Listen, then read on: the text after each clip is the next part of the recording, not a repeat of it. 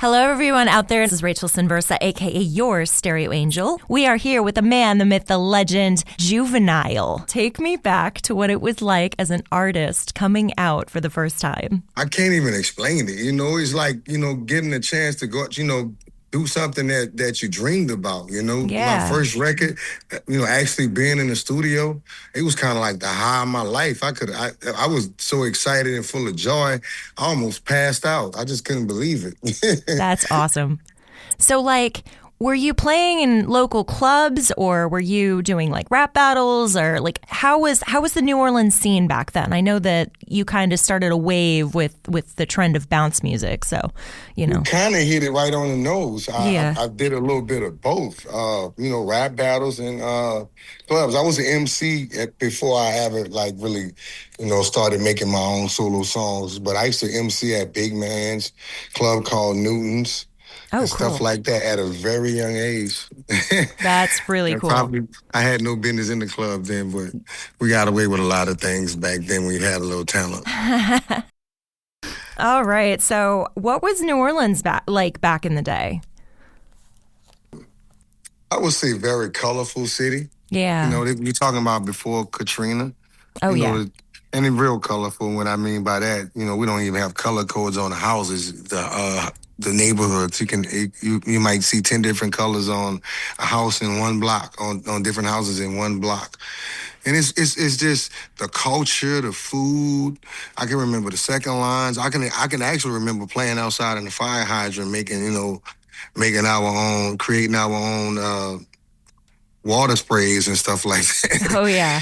Riding during our bikes.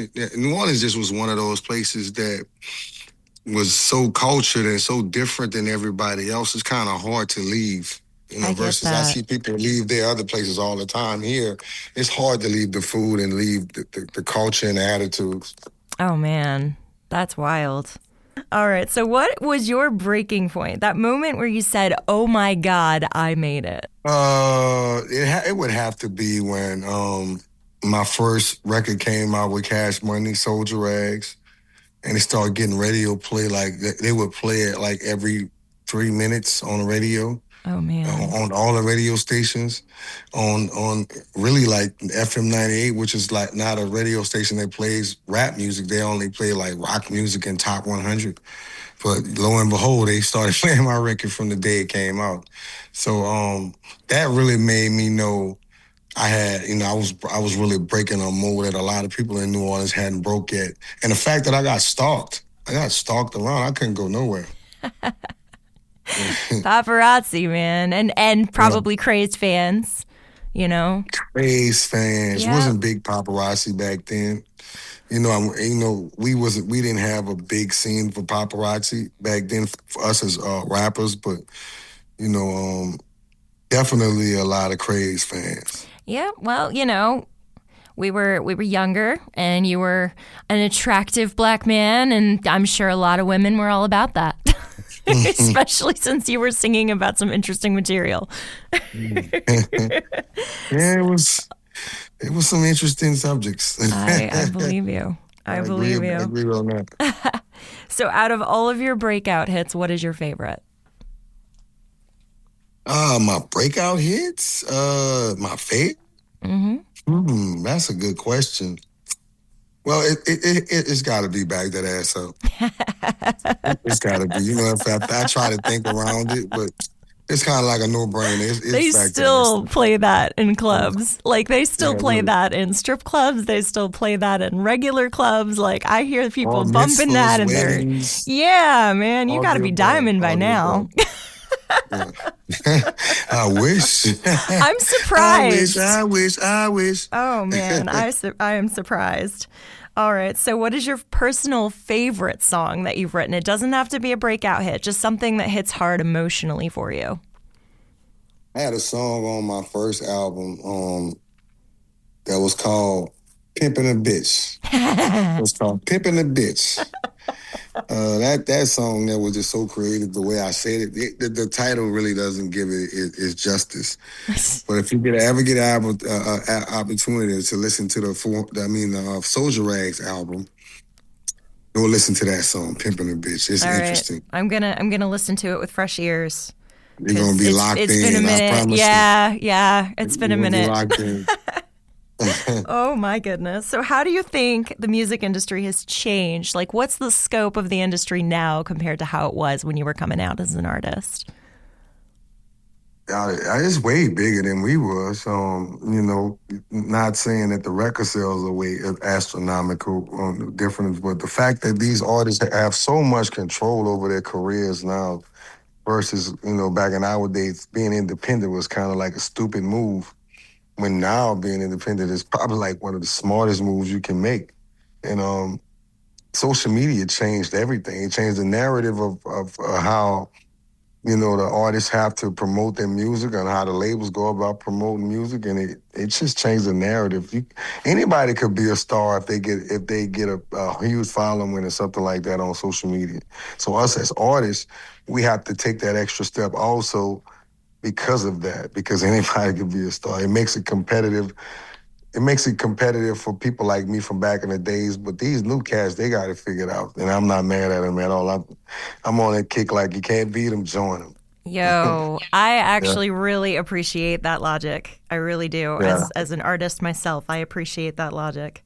Yeah, I like the youngsters, man. I really do. I get a kick out of them. Because I was that young cat before, too. And I felt like a lot of older cats was like, trying to make rules for us. Like, I'm like, bro, there's no rules in music.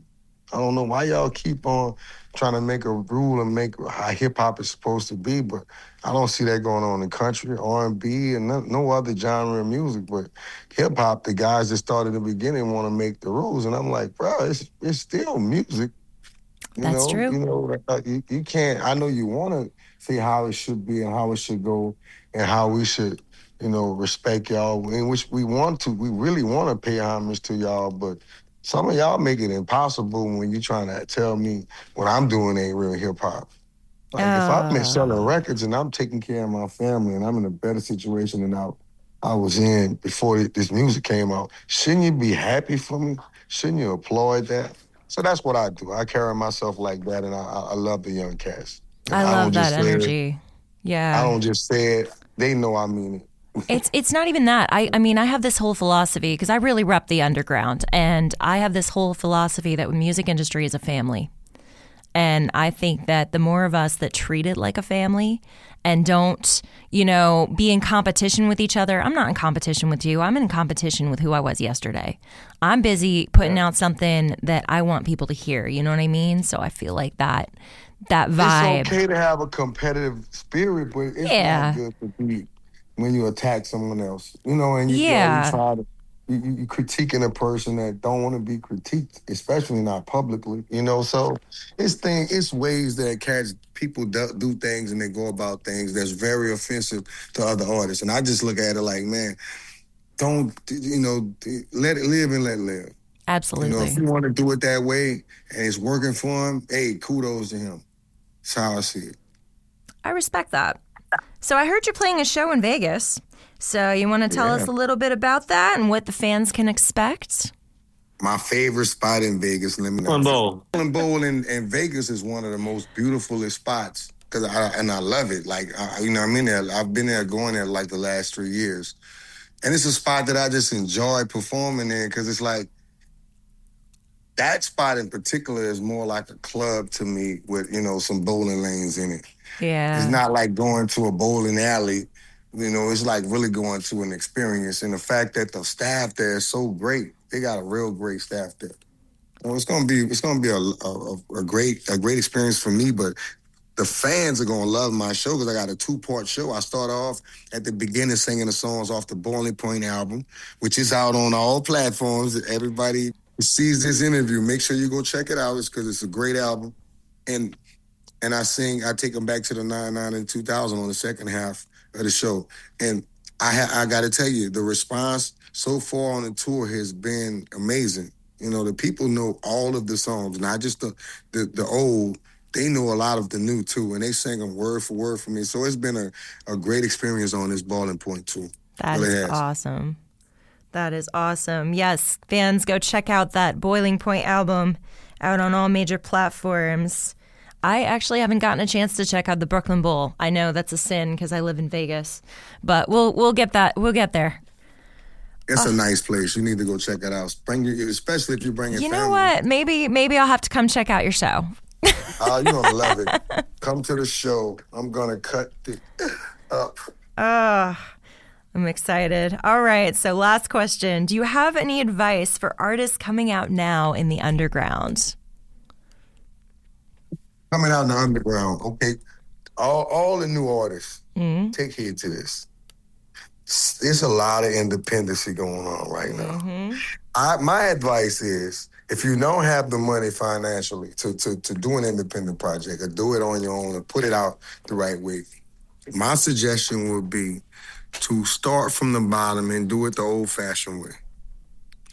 Just from the person next to you mouth to the person next to them mouth, and let it be a chain reaction. Meaning, post your best project, your best verses, your best music, post it on your page, and see what the people around you, how they feel about it. But take heed to what's going on in the industry and follow suit, because there's a lot of independent things going on right now. Y'all can make a whole lot of money without letting anybody else get involved and put their little dirty, grimy fingers in the middle of your money. That's my advice. That is really good advice. I very much appreciate that. So that is all of the questions I have, but I had to ask that because I'm repping the underground. My show, The Scavenger, is for underground and exposed music of all different genres. So I wanted to make sure that the guys coming up now, it's a different world, and somebody who's been there, somebody who's been, in the trenches for decades. How many decades is that now, man? You've got three decades worth of music. You got a lot of hits. So, we want to make sure that your words of wisdom carry to the younger generations. I appreciate that. Yeah, absolutely. It's what I do. So, well, thank you so much for your time. This was absolutely enlightening. I appreciate you. Appreciate you too.